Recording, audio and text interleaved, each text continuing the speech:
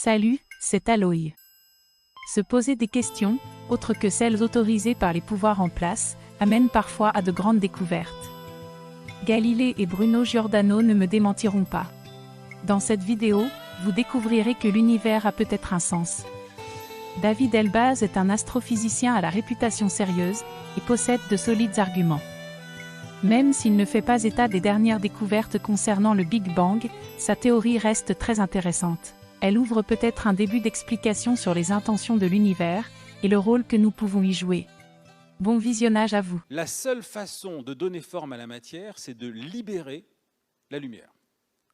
De libérer son énergie d'agitation sous la forme de lumière. Et celui qui a eu l'idée de ça, et là je ressors ma feuille parce que je vais le citer, vous le connaissez, il s'appelle Albert Einstein.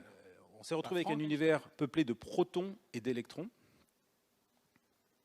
puis sont nés les atomes, puis sont nées les molécules, puis sont nées les étoiles, puis sont nées les planètes, puis est apparue la vie.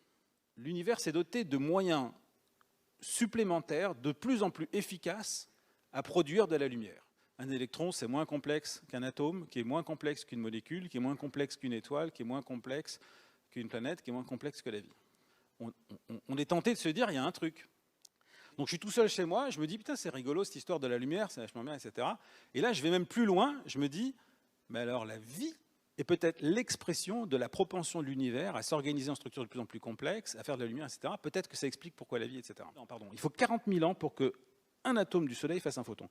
Pour un être humain, il faut 2 mois. La vie est la machine la plus efficace de tout ce que vous pouvez trouver si vous voyagez dans l'univers pour produire efficacement de la lumière.